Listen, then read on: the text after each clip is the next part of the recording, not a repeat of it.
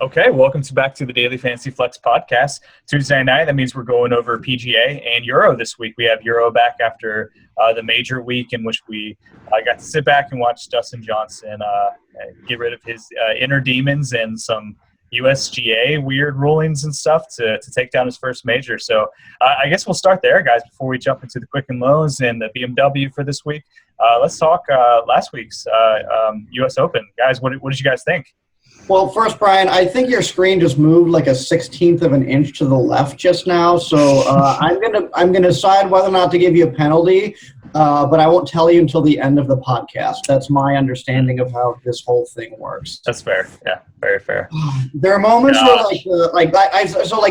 I'm not a golf watcher, as you guys both know. And there are times where I'm like, oh, maybe I should, maybe for the sake of, maybe I'll learn something of it. And then I feel vindicated on weeks like these where I feel like I'd be actively dumber for watching this. God, this sport needs to get over itself. Yeah. It just sounds like one long drawn out fart noise of self-importance for all of the stupid rules. This is why everybody doesn't watch the sport. So and Dustin Johnson of all people. I'm glad he had his screw you birdie at the end to be all right, just do whatever. So good for him. Congrats to DJ. I feel like we've been high on DJ generally on this podcast so that's a small amount of vindication for this little outfit. But what a weekend. Yeah, I really enjoyed it. It was my best golf week in at least a month and a half, 2 months, whatever. So I thought it was great. DJ came through for me in a big way, which was fantastic. I've always been a huge fan of his. I've told the story about how he beat Shane Battier in a game of one-on-one basketball and how he's a freak athlete. And even the announcers, I can't remember who said it. Maybe it was Duval or one of the Golf Channel guys basically said, Dustin Johnson's one of the elite golfers. He's a surefire Hall of Famer guy. And this is before he won the major. He said he's going to win majors. He's just too good not to. And I think that's just the reality. And it's one of the things I talked about, too, just in sports. There's such small margins between last year where people say he choked, when in reality he had the best possible drive he could hit off the tee and then an incredible approach and then got unlucky to three-putt to lose the U.S. Open by one stroke. And then this year he wins it. It's just great to see. And also interesting with that is just the NBA Finals, obviously a great day of sports. And that's the same kind of thing. The Warriors, they choked. Steph Curry's, rise going to be quickly coming to a fall. And it's all because one game got decided by, basically one shot. So the edges are super, super small. These elite guys, elite teams are super close. And it's satisfying and good to see someone like DJ win a U.S. Open. For sure. Who did you guys miss on the most? Who were you most surprised to see falter? I guess the chalk answer is worry. That's always kind of surprising if one of the big three misses a cut at a major, especially if you believe the top guys optimize. Big four, Colin. Big four. Big four. Oh, yeah, it is. Yeah, he's DJ has actually been better than all those guys this year, too. And if you look at his results over the last 2 years, you could argue I don't know how you just. Yeah, I agree with that. I think, like I said, Dustin Johnson was basically renting Spieth's spot in the big three even before last week. So, now this just, solidifies it. That's consistent with, I think he's, decently ahead of most of those guys by now. I'd still take Jason Day over him, for example. But sure. I agree. He's earned his place up there for sure. Cool. All right. But who else did I miss on? I don't know. This was just the U.S. Open, and this is kind of getting into the whole what do I learn thing in general. I don't know how much you can take away just from when it's the hardest tournament of the year. It's so low scoring. Kind of the Open thing. I'm wondering is. Does the hardest tournament of the year mean that the environment is just more random prone? Yes, it's difficult, but is it also difficult and random or just difficult? And I always question that in terms of whenever one of the big three or the big four, now that we're calling them, misses the cut. Is there just something different about inherently random that these results less going forward? So I don't know. Yeah. A lot of people associate that difficult means has a lot of variance and is not super predictable, when those aren't necessarily synonymous terms. So it's probably worth a look in a different study. Definitely something was interesting last week. Pete, what were you saying? Yeah, the guy I feel like I missed on was Jim Furyk, potentially in tournaments. I decided to go with 0 shares with them, even with 200 million or maker teams, and that was the only guy I was kind of disappointed in not taking. It's just a matter of, obviously he's coming back from the injury, and we've talked about how we don't really want to take guys in cash, which I never considered him in cash. But for tournaments, I should have really thought about it more, just because at a course like that, where someone who can just grind out pars is going to be at a huge advantage. You never really know when Furyk's going to have that switch turn where he's back to Jim Furyk. Mm-hmm. So I'm not saying that he's 100% back now, but I definitely feel like I missed like that initial chance where you can get him pretty cheap in a tournament, before he has that rise back to being a really solid golfer. Yep, definitely fair. All right, let's move on to this week's two tournaments. The PGA is the Quicken Loans National, and then the Euro Tour stop is the BMW International Open in Germany. And we have a pretty good field here. Colin, I'll kick to you. The field is headlined by Sergio Garcia, who's just coming off a very good week in the U.S. Open this week. And we also have some other pretty good golfers here. Colin, what are your thoughts on this week's tournament? Who stands out, and what sort of course is it? So the first programming note is that this course is at Gut Lernshof, and it used to be at München Nord Eichenried. Again, apologies if I'm butchering this pronunciation, but it's the Euro Tour, so it kind of comes with the territory. But this one they've played most recently in 2014 and 2012, so you can't use about half of the course history here, or just make sure that you're using the right course history. This one kind of plays out the most recent time they played it in 2014. It was kind of one of the more balanced course fits I've seen, where like you kind of have to be a little bit good in everything to be generally successful here. And I'm trying to figure out if that's a pattern of the Euro Tour or not, but it seems to be an emerging one for sure. My brief rundown of who I like. Bryan, I think you're right. This is that's maybe more top-heavy than the PGA event with Willett, Stenson, and Garcia at the top here. Of the three, I think I like Danny Willett probably just a little bit better. His long-term is a little bit better, and I just don't know how to deal with Stenson withdrawal after the U.S. Open, whether or not that's a real injury or like maybe he was just playing bad and wanted to withdraw. It leaves a little bit too much more uncertainty for my liking. Down in the mid-tier, I mean, Bradley Dredge is still going to be a guy that I'm probably going to have some exposure to. Like, yeah, he's kind of on a downswing recently, but his long-term number is just too good. Might replace him a little bit with Romain Waddle, just if I can find a little savings. And favorite value plays this week. Ashen Wu continues to be kind of like, and I think it's a great GPP flyer. He just played so little, but he won his last Euro event. Like, he may be heavily owned because of that, but he's definitely kind of a short-term sample guy to watch. And then other interesting names in the bottom tier, I think Nathan Holman and Mikko Korhonen are rating high in some of our other models as well. Holman's also a little bit more volume, but Mikko has a decent enough sample size that I think he's probably my favorite solidly back value of the week. So, brief rundown, Pete. Any thoughts this week? Are you learning any more? Have you seen any of these guys yet? I still have. I like Dredge. I know that. And I like the guys I'm seeing. Stenson, real quick, the only thing I can add, I mean, if ever there's a time to make up an injury, and Stenson ruined my team that ended up taking fourth in the Thunderdome, I thought I had the nuts, because I thought Stenson, watching on Friday, he's 1 under. He was the guy that I really needed to make it. And, gosh, he just completely fell apart. I mean, shooting 10 over in like 16 holes. He has 0% chance to make the cut, so why stick around for 2 holes? I mean, I think that's why he withdrew. So I think he's probably fine, but yeah, I'd say so too. It's just again, data rules don't necessarily know how to handle withdrawals. Like it assumes it's an injury by and large. So right. Yeah, that's a tough decision. I don't know what the right answer is, but there's ever a chance that someone's going to withdraw for, just to get out of there. He probably just went back home or wherever he's going for this tournament. So yeah, I'd agree with that. Knowing that he's playing this tournament, he probably just wants to get home way faster. Right. So I don't have really too much to add. Dredge is just a guy I know. I might be back. I'll probably be taking this week off in Euro, but I will be diving back next week. You taking the week off to play some CFL, Pete? This is just a tough week for me, so I will not be taking. I need to play some CFL, but not this week. Next week, I'll be diving headfirst back into all these things, especially CFL, which I think will be a lot of fun. Cool. All right, sounds good. Let's move into this week's PGA tournament. It's Quicken Loans National. Just a big week for Dan Gilbert. You know, the Cavs win the championship, and then his tournament is happening now. So, yeah, Dan Gilbert, there you go. So it's Quicken Loans National. Of course, it's Congressional Country Club. It's in Maryland. And I think one place to start, you know, Colin, I'll kick to you for your course fit routine that you go through here. But also I think it's going to be a really important question that I want to ask you is we have some course changes in the last 5 years. Specifically, our course data, which is the last 5 years of FantasyLabs, includes the U.S. Open, which was played at Congressional back in 2011.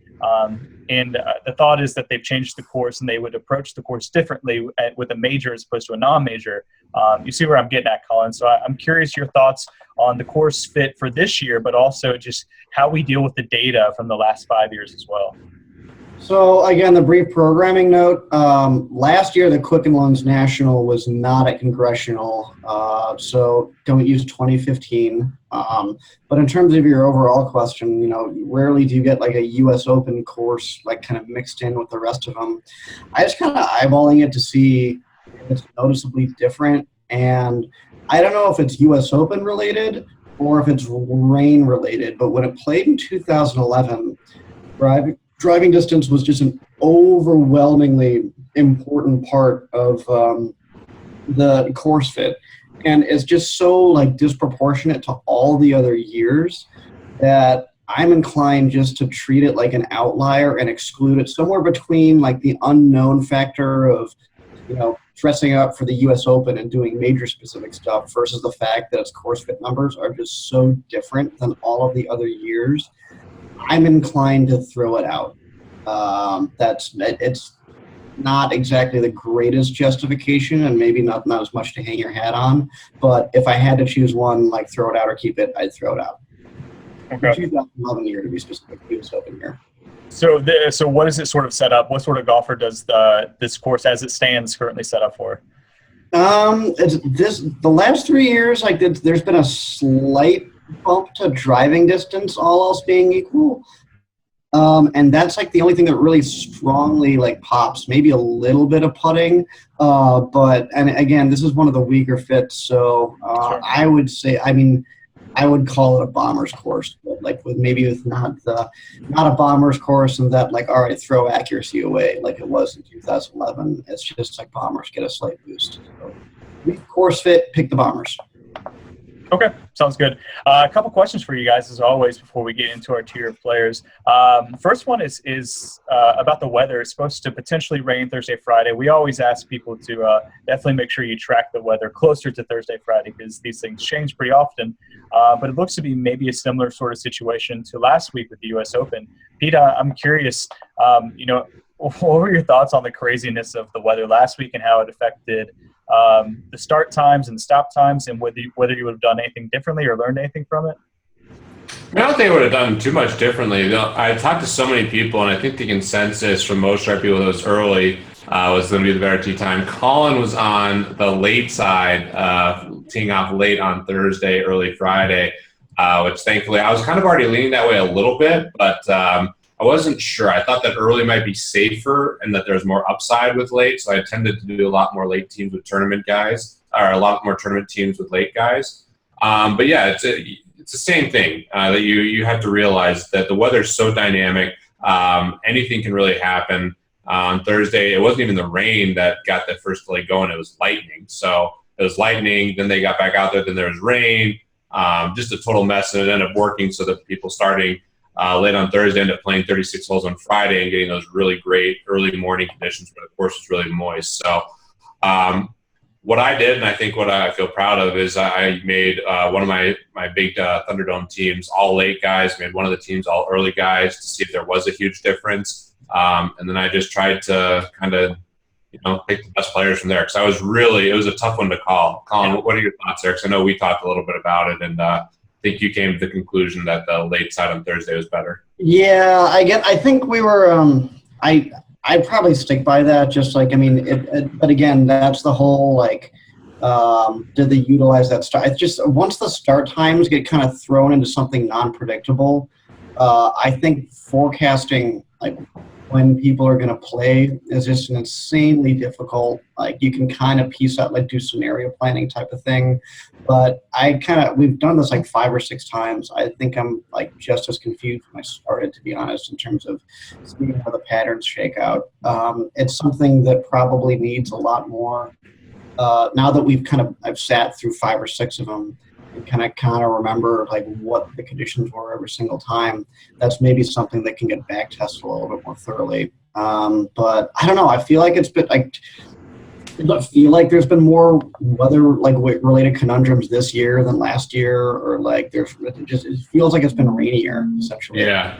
Then I think what you can do, and that's why I'm at, like, because one thing, when you know there's going to be rain and there's going to be weather, you know, just the way the cookie crumbles, one side of the draw could get a big benefit. So one thing you can do if you're making tournament teams, one way to just kind of do some sort of stack is just stack guys in one of those frames, you know, which is what I'm happy I ended up doing. But yeah, the main point is, you know, there's people whose jobs, their entire, you know, purpose at work is predicting weather patterns, and they still suck at it. And it's not their fault. It's just that the weather's really hard to predict. Yeah. And this is one of those things where we're all looking at all different, you know, charts, sites, getting different opinions, you know, getting other meteorologists to weigh in on things. And, you know, this particular one, we were expecting rain on Thursday, but we were expecting it later in the day. What ended up happening is we got lightning way earlier than anyone thought, and they had to get off the course. So it changed everything. And that's the struggle with it is something can happen that'll throw off what your plan is, and you never know how it's going to, you know, exactly affect the tee times. So it is a big challenge, but something I'm going to continue to pay attention to because it can be a massive edge when it's out there. I think the best case scenario that we're looking for that would be predictive is no real rain. We're not expecting any lightning or anything like that, but a huge difference in wind between like the morning and the afternoon.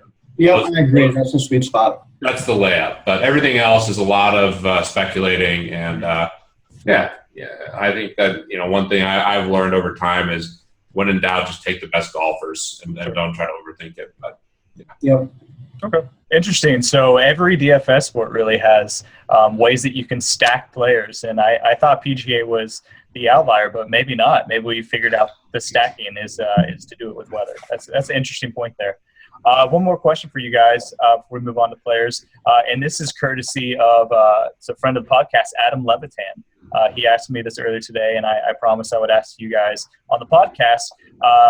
What do we do with players in this week's tournament who either did play in the U.S. Open last week or did not play? Is there a difference? I know we're sort of flirting the line between data and narrative here. Like, does the U.S. Open like take out a lot from guys who are played the whole weekend under you know, the stressful conditions versus guys who had the week off and could get prepared for this sort of week?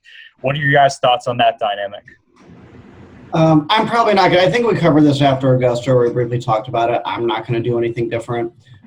Maybe it's slightly different in Euro when, you know, they have to travel and play that week. That's something that we didn't have to consider after Augusta. But I haven't found anything that's kind of convincing of like, all right, they're clearly – my assumption is always if you're just too tired to play, like you're going to drop out unless you like have a sponsor exemption or something. You think, you know, they have to play.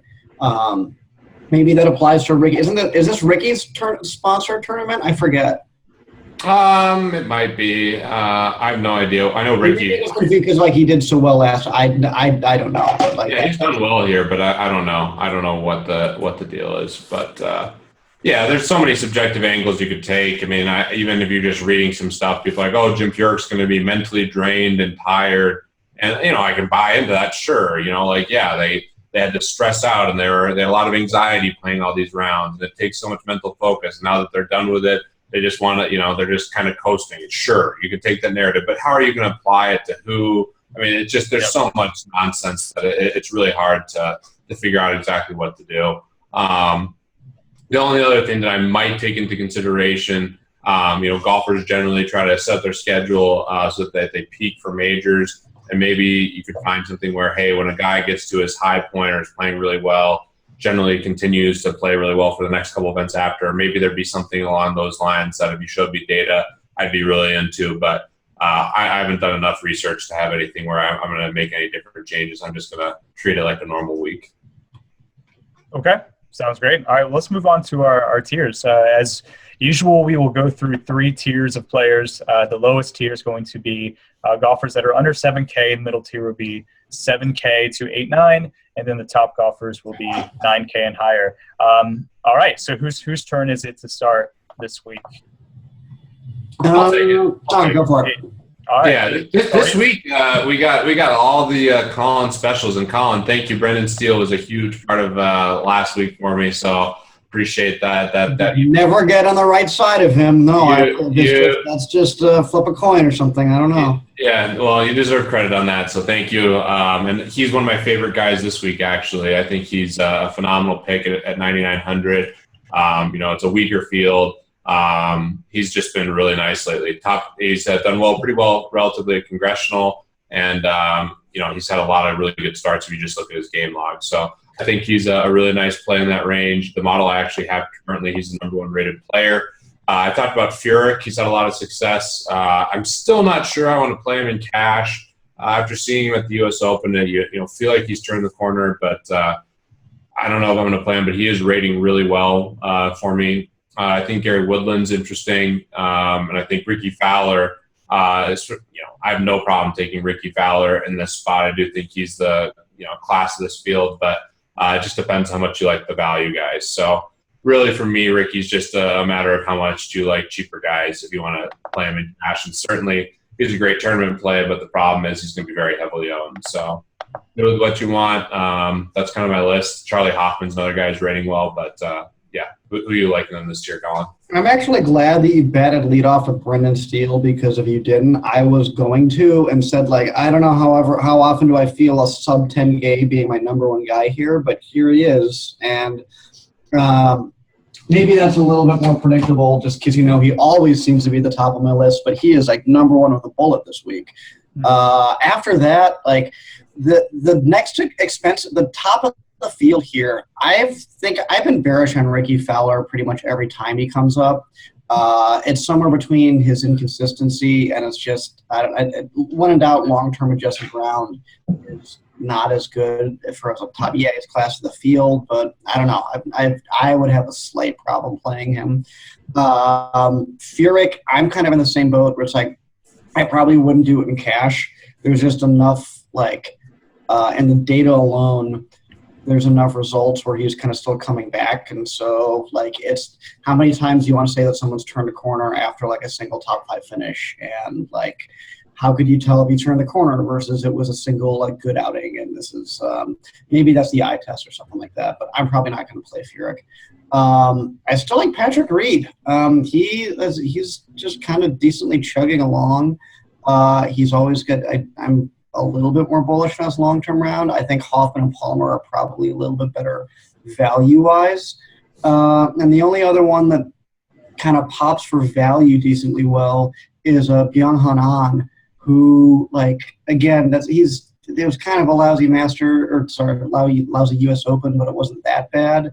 And his Euro results have been kind of decently propping him up. So it's Brendan Steele, though, is going to provide ample value to get all of the other guys in, though. So he's, I think, the clear number 1 here. So last week and several of the weeks prior to this tournament, we've had guys that we really liked in the top of the board here. We had DJ we liked a lot last week. We like Jason Day. It doesn't seem like you guys are really that into any of these golfers. I mean, you like Brendan Steele, but is it are there any of these guys that you're just I'm definitely playing this guy? Steele. Yeah, Steele. That's about it. That's it? Yeah. And then everything else is just sort of eh? They're all relatively good values. Justin Thomas, he was I had him he was only 1% owned, and he had an interesting stat on him. Even though Shot Plus said he had more birdies than anyone at the U.S. Open last week.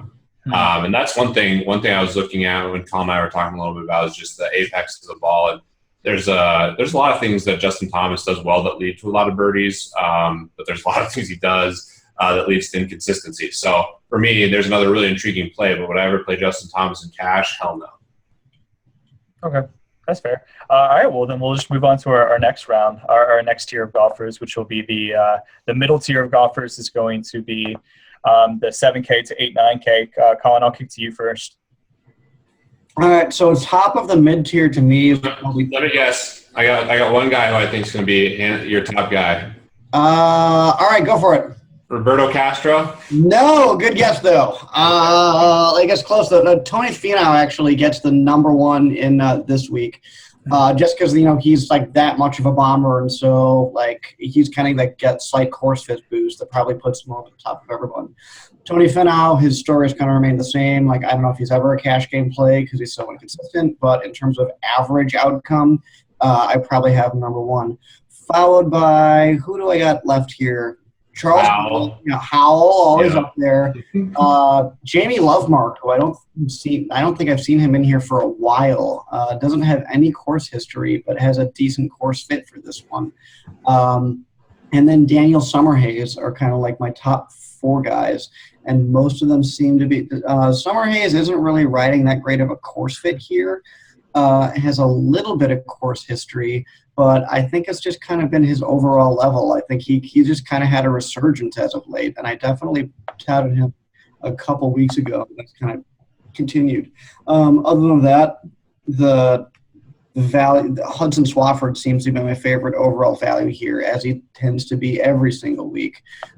Again, this is just a really good course fit, and it's tough to find someone with his driving distance at that price. So top guys and my value play. So there we go. Yep. I knew you were going to mention all those guys. Outside Lovemark, who I actually have in one of my teams right now. I'm not sure if that'll stay, but it just seems like the Colin chalk is playing well in this spot. You left me one guy that I'll definitely talk about, Bryson DeChambeau, who I only had one share of out of 200, and for a second there. That's way more restraint than I thought you were capable of. I know, and I showed restraint, and I even when I was making the lineups out on FantasyLabs, I was like, how much Bryson DeChambeau do I really want here? And I'm like, I'll be smart here. I only have 1 or 2 shares of him, and then of course he starts off on absolute fire on Thursday, and I was Bryson DeChambeau. I'll have some tournament teams with him just for fun. But yeah, you named all the guys I really like. I think Howell, I like Finau, Swafford. I thought you were going to mention Castro. Webb Simpson's, I guess, another guy that I don't hate. But Swafford's a great value at 7K. Yeah, I guess the only reason I don't like Castro is 86 is like a little bit expensive for me. Like I loved him kind of in like the high 6s, like mid 7s, whatever. But now you're catching up, man. You're priced in and all of that. I mean, he's still good. That's why he's priced there, but just a little too expensive to make it into any more lineups, I think. Yep.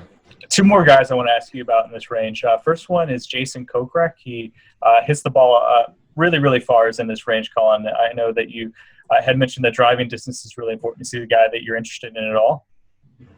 So and this kind of ties into the article today. The reason I probably won't like him as much is I'm starting to quantify and look at consistency and upside and all of that kind of range of outcome-y type stuff that we kind of have on FantasyLabs, but I'm kind of taking a deeper look as far as like, okay, can we get more specific on it? And Kokrak is the most inconsistent of this entire bracket, maybe short of like Kyle Reifers, but just more inconsistent than Finau. I probably can't take him in cash with any confidence. Other than that, he's just a slight notch below those other guys that I mentioned, but just unreliable. Great tournament play. Yeah, when in doubt, unreliable means like tournament play, take a flyer. Speaking of unreliable, and maybe this is a great tournament play for you, Pete, a guy who hits the ball a long way, has a pretty good long-term adjusted round score. He's been known to be unreliable. Some Keegan? No. No, next question. All right, so I had this conversation actually with someone else who's really sharp, just golf investor and just does a variety of different things. And Colin, you might find this interesting, but he said any big tournament, major, anything like that, guy, I don't care what it is. I don't care if it's a course where putting gets the value. The guy who's going to win is still going to be a good putter. And there's some guy. I immediately brought up, hey, Lucas Glover won one of these things, one of these U.S. Opens in the past. But he's like, yeah, there's some small outliers, but just in general, putting is just so important. And I'm done. That's one thing in DFS. I'm just done rostering the guys who just are at the bottom, 10%, bottom 15% of putting. I'm done with them. So it's a situation where even if one rates higher than your models, you just X them out? Yeah, there's only a couple guys, and Keegan's the number one culprit on that list. Screw that guy, 0% chance. So if he wins a tournament, good for him. But I'm not going to invest any more money in that guy. Wow. All right, you jinxed him. Keegan's about to go on a run here. I'm feeling it. He could. I mean, if he figures out that putter, then he will. And believe me, if he wins like one that has a couple top fives and he's putting the ball well, sure. And there's some change, I'll be back on the Keegan bandwagon, but for now, he's going to have to do it multiple times with a putter before I get back on. Okay, that's fair enough. Pete, I'll kick it right back to you for the lower tier. It's going to be guys that are under 7K. Yeah, this is the Colin Davies show right now. My number one player who's third in my model right now, Ches Reavie, making an appearance back in the cheap range at 6,700. I am all over Ches Reavie, and I know that has to pain Colin that I got to say Ches Reavie here, but he's the one guy that just pops like crazy for me. I think it's not even close really relative to the rest of the guys that are in this range. I don't mind for tournament plays. There's a couple guys like Robert Streb. Golfer just kind of lost it, but there's some signs that he could be getting it back a little bit. So I don't hate him for tournaments. Vijay Singh, is really cheap. I'm sure some people might play him. A lot of guys I like are like right in that like 7K to 7,500 range again. Like Sean Stefani is rating all right for me. I don't know how much Colin likes him, probably not much. I guess another guy in this range that I consider Sean O'Hare, but it's all kind of unimportant because I'm just going to be on the Ches Reavie bandwagon this week. I'll let you have it sometime, but you went first. Maybe that's why Bryan threw it. I went first on purpose because I knew I'd get Steele and Reavie, who are like stone cold locks for cash game teams. I guess the reason that I'm not as high on Reavie is just if I buy that a slight boost to bombers, then he doesn't have quite as much distance. It's fine distance. It's not like it's but Reavie is more like an accuracy guy, and if you choose to weight that less, then that's probably why he's slightly below some of the other guys I have here. Number one overall, actually, is Patrick Rogers. Yeah. He's kind of been in the basement for a while here because he kind of fell off the radar for a long time. And there's nothing, explicitly in his, recent results that says, oh, yeah, he completely turned it around, other than, a decent showing at the U.S. Open. I just think it's kind of, it's tough to find people in the bargain bin here with the distance that he has. So he's probably vaulting to the top in the same way that Smiley Kaufman is kind of getting into the upper echelon here, just because it's tough to find guys who can hit it over 300 yards in the bargain basement bin. But those are the guys that pop there. Our other favorite guy to talk about, Lucas Glover, is still here, but I'm perfectly willing to throw him out doing putting.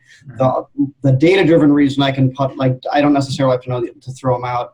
That has nothing about his putting, is he just is inconsistent. And if there are truly guys that, and I want to look into this more, if there are truly guys that just cannot putt, they probably will rate as inconsistent if just they're at completely at the mercy of the luck of their putter and not the skill of their putter. That could theory pop in other metrics besides putting. So I would love to see consistency metrics on guys who 3-putt more and aren't as good at lag putting and things of that nature. That's what I really think. Obviously, it's awful when guys and you see them missing birdies because that's the worst thing for fantasy, which is another reason not to to start fading some of these bad putters more as well. But one thing that I noticed with some of these guys who are struggling is some of their lag putts are just so bad, and then because they're not making those birdies, they're not confident in their short putts, they end up 3-putting a lot more. So I imagine that there's I imagine there's some correlation with guys who are inconsistent and higher, guys who have high putt averages. So. Yeah, I believe that too. The open question is a predictive of, because putting is so inconsistent anyway. That sure, itself is inconsistent, but will it be inconsistent in the future? That's the whole other sample test kind of thing. Other guys are here. The one that the greatest chance of getting into my cash game lineups is probably Patton Kizzire, who he's kind of rating it overall consistent. I hadn't seen him in a while, so I'm checking his recent results here now. And they're not bad. I mean, like Heritage and Zurich, like not too far ago, those were top 15 finishes. Yeah, there's a couple miscuts, and U.S. Open was, a disaster, but it's a disaster for everybody. I don't know. I just think he's done a little bit more. I mean, he was 8,200 not that long ago. I don't know that he's necessarily dropped off enough to be sub 7,000. And I don't know. I could take a flyer on it. So.